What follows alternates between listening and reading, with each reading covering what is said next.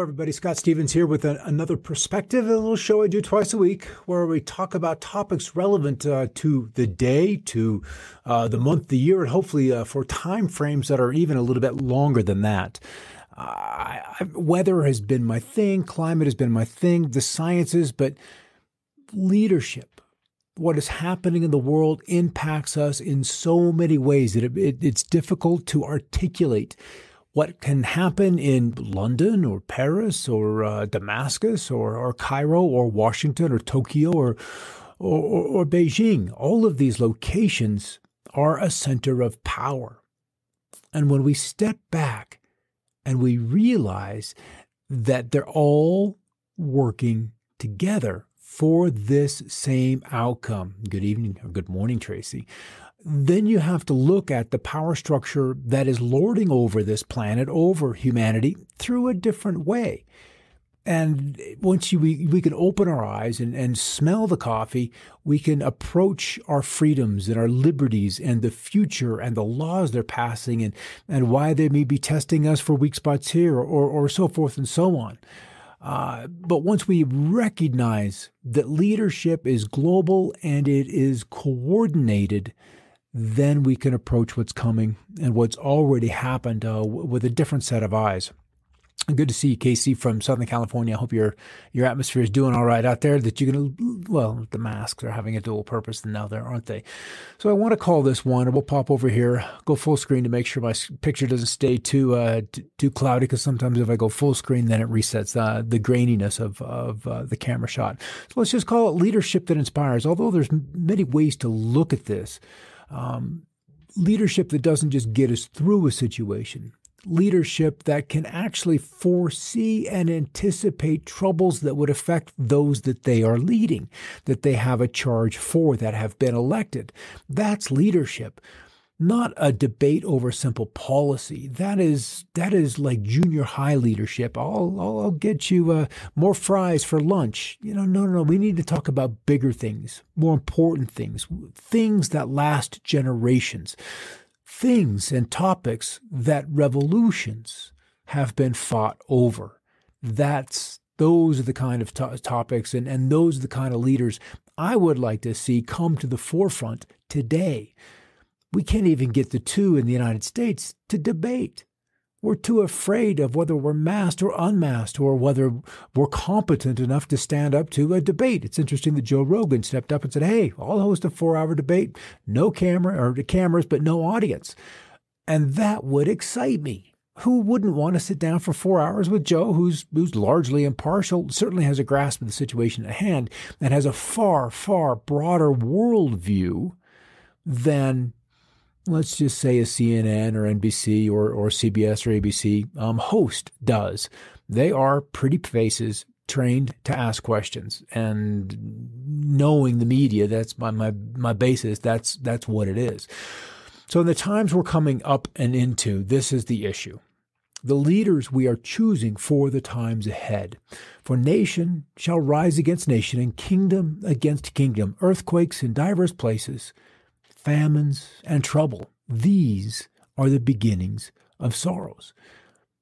And there's a contingent of people, whether they're Muslim or Christian or these other languages, would look at 2020 and say, there might be some truth in that. There might be some truth in what comes ahead. And so we'll set the stage with one more slide. But mark this. There will be terrible times in the last days. People will be lovers of themselves, lovers of money. Tell me this isn't true. Boastful, proud, abusive, disobedient to their parents, ungrateful, unholy, without love, unforgiving, slanderous, without self-control, brutal, not lovers of the good, treacherous, rash, conceited, lovers of pleasure rather than lovers of God, and having a form of godliness but denying its power, having nothing to do with such people, 2 Timothy. And for the last 30 years, I've not been a Bible reader. That has not been my forte. Growing up with it, you either love it or you're like, back off a little bit. And I was kind of that ilk. I'll just keep it at an arm's length. That is absolutely close enough. But it does appear that changes are afoot. And as we talked about last Wednesday, there's an aspect of prophecy that is undoubtedly in play. As a large event, and end times would certainly fall into that category, would be approaching, then it only makes sense that people, through their subconscious apparatuses, and those that are tuned in, and those that can listen, those that can hear, those that have eyes and ears to hear, would be clued in and would be given glimpses of the larger picture. And then those would then share it. And there have been no shortages of those people. And indeed, through time, that is the case. But today, we have social media. So President Kennedy, probably the last true president we had, he said a revolution is coming, a revolution which will be peaceful if we are wise enough, compassionate if we care enough, successful if we are fortunate enough, but a revolution which is coming whether we will it or not. We can affect its character. We cannot alter its inevitability. Part of me was excited and would have been supremely excited to have seen a revolution 10 years ago, 20 years ago, when you wake up and you recognize the injustices that run the system, how the system is gamed, the agencies that are gaming the system and so forth, you're anxious for a revolution. So a part of me can absolutely sympathize with this. And if the president 60 years ago thought it was inevitable, then that means that game is that long lasting. It has been in play that long. So let's step back, look at the larger picture. These are the characters that run the game. This is the G20 Osaka Summit just last year as it shows above their heads. And you can see all the characters, Erdogan of Turkey, there's Trump, there's MBS from Saudi Arabia, the gal that just Theresa May from the UK, from India, from Japan, Abe, Putin, Chairman Xi, and then Merkel, they're all there. And then now she's the head of the IMF. She was EC, European Central Bank. She was with the IMF. But, the crowd is there. And there are leaders. There are leaders. And then the bankers, of course, are a part of that group. So what's curious is how long these leaders that are supposed to inspire us and guide us through these troubles have actually known one another.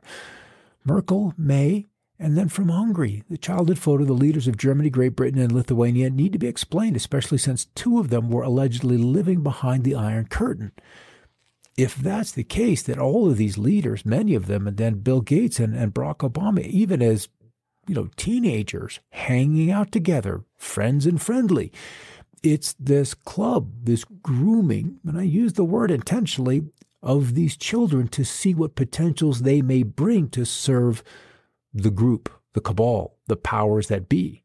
So we have this long-standing, and you could go through the net, and we could spend a whole show. We could spend 30, 40 minutes just looking through the association of the pictures, how long Mr. and Mrs. Obama knew each other.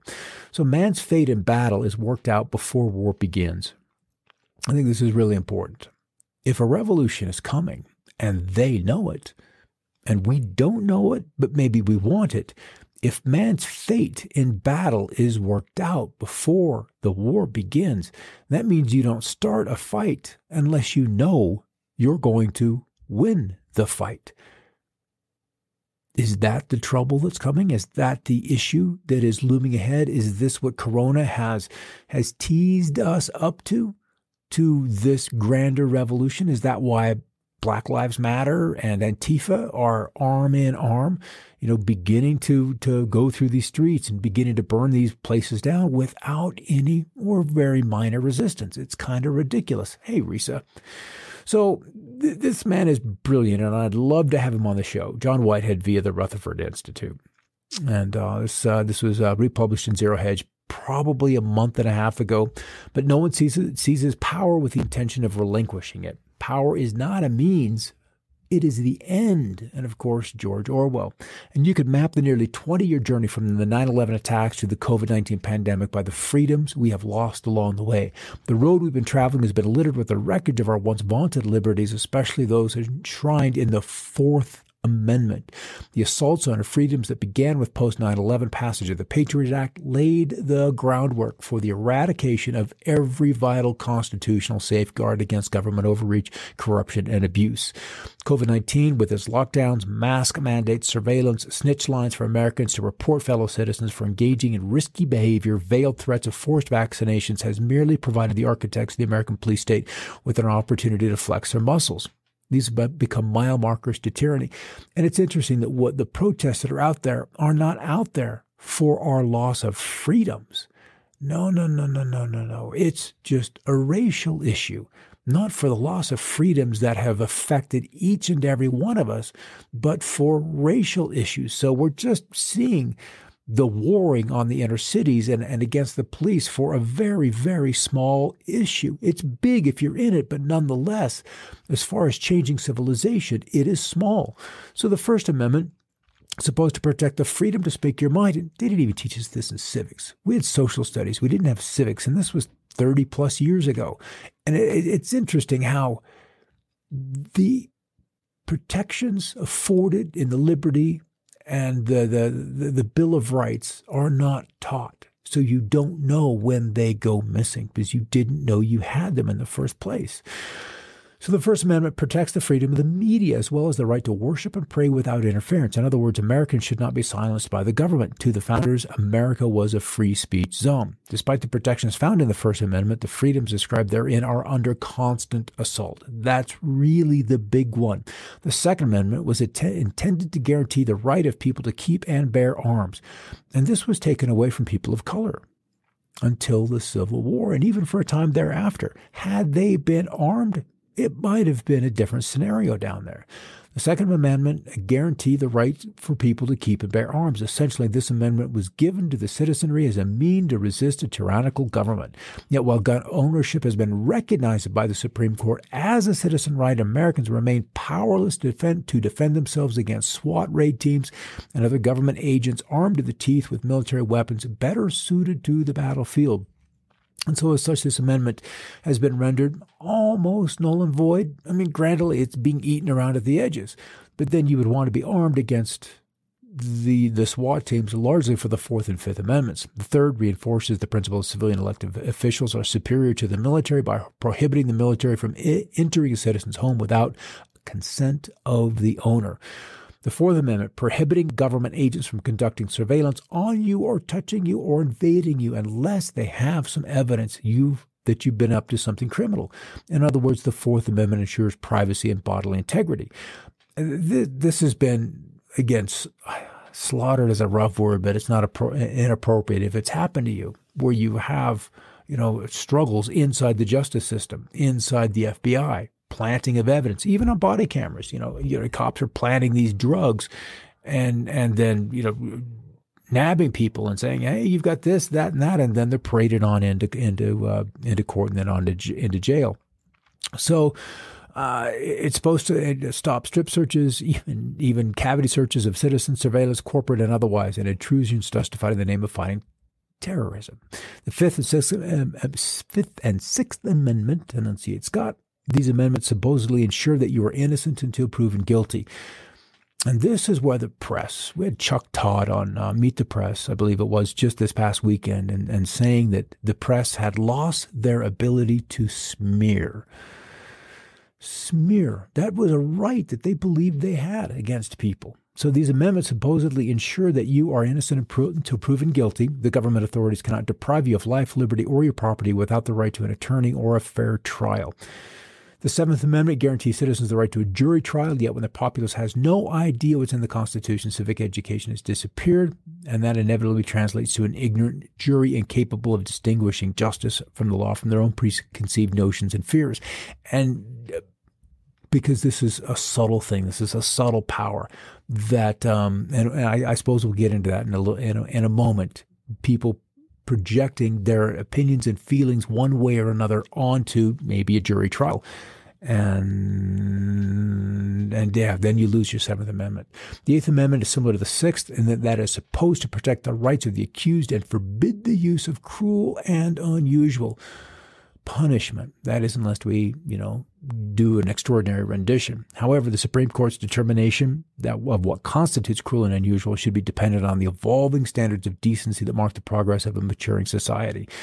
And this has been my opinion we've talked about before. Maturing societies should need fewer laws because people are simply better at behaving themselves.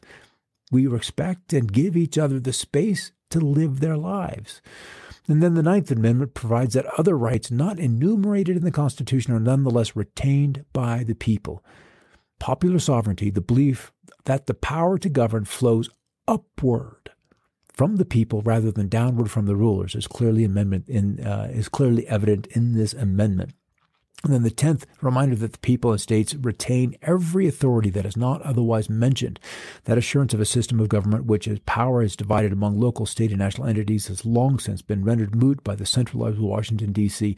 And this was the big fight about a federal government in the beginning. Do we centralize or do we leave it to the states and we remain largely decentralized? That was something that our founding fathers wrestled with and wrestled with and wrestled with. A true leader has the confidence to stand alone, the courage to make difficult, tough decisions, and the compassion to listen to the needs of others. He does not need to set out to be a leader, but becomes one by the equality of his actions and the integrity of his intent. And that Douglas MacArthur, that man helped us get through World War II. So where we find ourselves is another revolution. We have these mobs, and they're permitted to be there. There's very little pushback against them. There are some states where they fought it, and others where they've just backed off and let them run, as almost if they've had permission from a higher authority. So I guess that what's really happening, and this slide may be backward, is the spring of 1692. Giles Corey was 80 years old when his wife was accused of witchcraft. The entire town was in such a frenzy that even Giles started to believe that his wife might be a witch. Soon after, another person in the town was accused of witchcraft, and then another and another. So what we ended up with was the Puritan preachers, and we had a consciousness between the Puritans and the Quakers. And they could run around and point at people and guilty, and of what? And without any trial, without any presentation of evidence. It was just an accusation. And then we go back to the press and their ability to smear. What they feel is a given right to smear. And this I have trouble with. So what they felt in this Puritan preachers was that it was their duty to protect the townsfolk from systemic witchcraft that was so pervasive in Salem. So everybody who was accused of witchcraft was quickly punished. That included Giles Corey, who at the age of 81 was tortured for 3 days in September of 1692 in an attempt to extract the plea. Had he been excused, therefore he must be guilty. And Corey was laid in a field with boards placed atop him and large rocks piled on top of the boards to slowly crush him to death. Rumor has it the only words he spoke during the torture was more weight. And then so what we have is this, we have these mobs that are now ruling. It's the cancel culture we talked about on a show a little while back, the cancel culture. And one cannot condone nor condemn these moments, these movements, and then remain safe. You can't come out and say, no, you guys are wrong. You can't encounter these mobs and remain safe because you either are with them or you're against them. So there's no rationalizing. There's no reasoning. It's just you're with them or you stay out of the way. And even then they try to bring you in with this mantra of silence is violence. And that's no choice. And there's no truth in that either. And yet time will always be the judge of one's choices. As we stand back and this looks ridiculous. Today, the Salem witch trials, it looks absolutely ridiculous as we've matured in our sanity and our ability to ration and reason. But those were the days of the Puritans, and we're kind of there once again. Their religion was wokeness, and they too saw witches everywhere. What's incredible is that these Puritans witch hunters were really just a small percentage of the population. And most people were completely sane and normal, but that tiny group happened to be the loudest. And because of that, they've completely upended everything from culture to business, politics, and even science. They'll tell us words that we cannot use and cannot see or use. Some of these largest corporations in the world have already bent the knee, canceling movies, music, even food because it offends the mob. Disney canceled the song Zippity-Doo-Dah. I remember that as a kid because it's offensive. What? Yet they graciously thanked the Chinese Communist Party in their recent release of Mulan. And the same doctors and same public health officials who tell us that we have to wear a mask tell us that it's okay not to wear a mask while rioting. So there's some interesting going on here. Wokeness is such a bizarre logic because, it never stops. You never know what topic they're going to kind of jump into next. This morning, I even saw an article lamenting the lack of diversity in the wine industry, and another claiming that the national parks aren't welcoming enough to certain minorities. And now even 2 + 2 = 4 is a controversial statement to some mathematics educators who find the expression grounded in imperialistic, heteronormative, toxic masculinity. So there was a time when they gagged the witches. They gagged those, and in some way, Twitter is doing the same thing, whether it's truthful, whether the statements were and not. But if the finger gets pointed, boom, at you, then watch out, run for cover. So it's not enough to simply bow out and avoid their intolerance. That makes you a target. You have to denounce family members, grovel to the Twitter mob, raise a fist in solidarity, participate in the chants and rituals. Otherwise, you put you and your family at risk. And they'll come for your job, your business, your dignity. How many professors have we seen who dared question on these campuses what was going on? And despite tenure, they're gone. Doesn't reflect on their ability to work. They just had a difference of opinion. And if you have that difference of opinion, then you're out. So clearly, this isn't the first time in history that a small number of crazy people end up causing havoc and devastation to an entire society. Now, I still believe that even in the midst of such mindless chaos, the world is abundant with opportunity. I've just felt that it's best to tackle those opportunities and face the obvious risks from a position of strength. This is the core idea behind having a plan B, to put yourself in a position of strength regardless of whatever happens or doesn't happen next. And that's something that we've talked about on several of our shows is, the plan B. What do you do when we're dealing with financial issues? And we've talked about cryptocurrencies and just physical money so that if you need to run, you can run. So those who can make you believe absurdities can then make you commit atrocities. That from Voltaire. Interesting, right? Because there was a time when it was just known that the planet was flat. Everybody just knew it. But that didn't make it true. And that's what's happening today, is we know things, but doesn't necessarily mean that they're true. So we're in this battle where we have this little march of tyranny that's happening. It's just kind of rolling across the planet. And in so many nations simultaneously. And that's why I brought up that image of the G20 leaders. They're all a part of this top part of the pyramid. And then the media does their thing. They tell the story, and they'll tell the same story tomorrow and yesterday and the day in the future over and over and over. And after 20, 40, 60 days of hearing the same thing, you begin to assimilate. China's been very good at that at their re-education camps. But have they been really good? Even though they've got the forced labor thing going on, but there's this indoctrination. But do you really and can you really change people? Do they want to change if it's not something that is within their core belief system?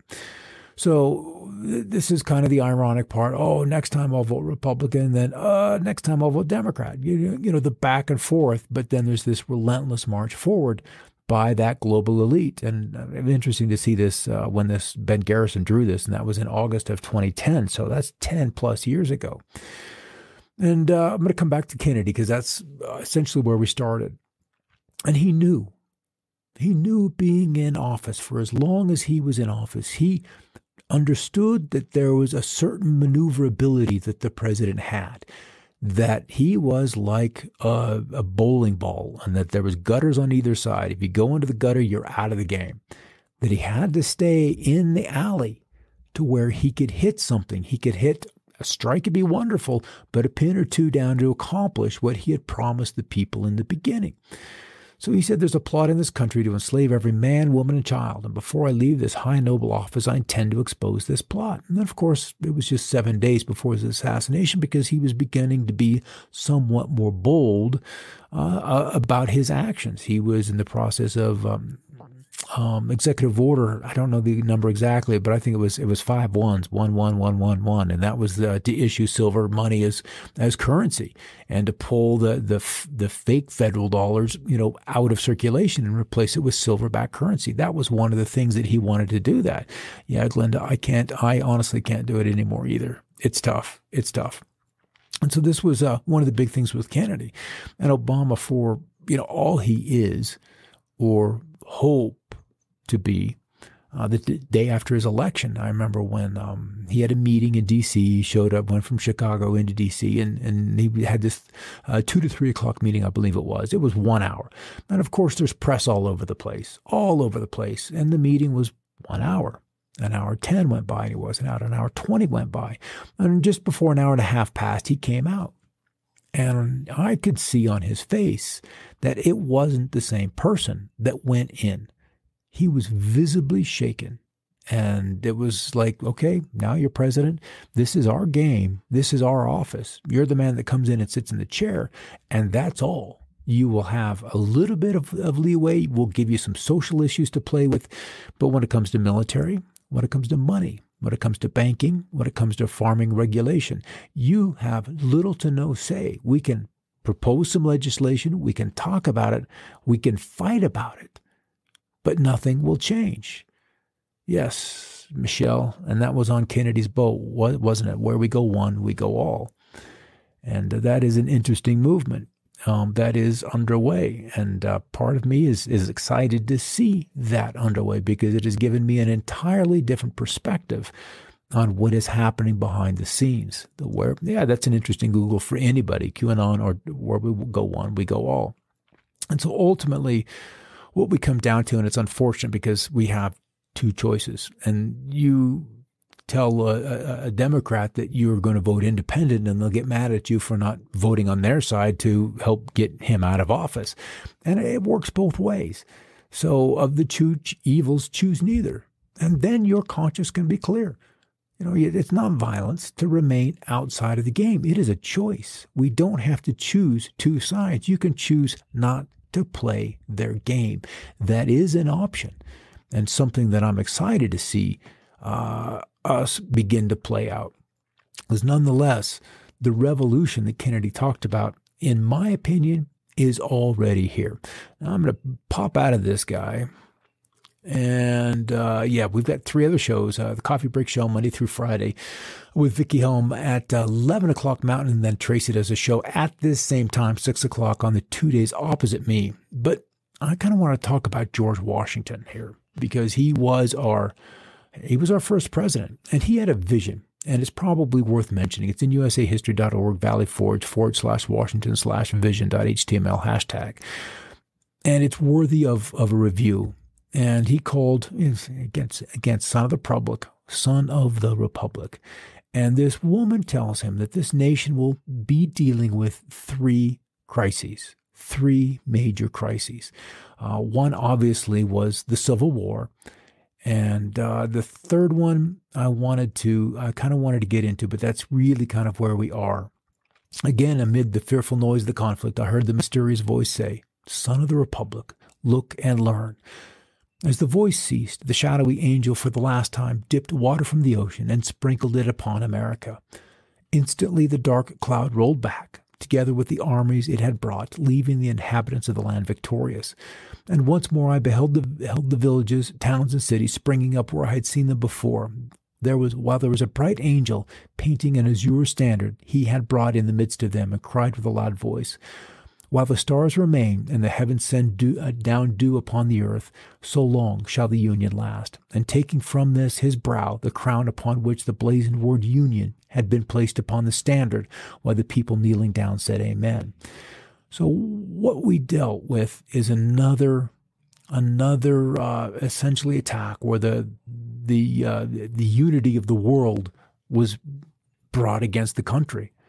And it doesn't go into the description of how it enveloped, how, what kind of a war was fought. But nonetheless, there is plenty of prophecy out there right now to where this is very, kind of curious. Dana Coverstone is one of them. And it's really got some very interesting, very fresh, very recent, like within the last several weeks, dreams, visions. And it plays into this, hand in glove. All right, that's kind of where I am. Casey, good to see you on your way back. There's just a lot to talk about with this topic. We're dealing with, with a fork in the road, and great changes are coming. I don't know whether we're ready for them. A lot of the supply chains are going to have issues. Food, if you're watching this, then undoubtedly you're leagues ahead of the rest of the world.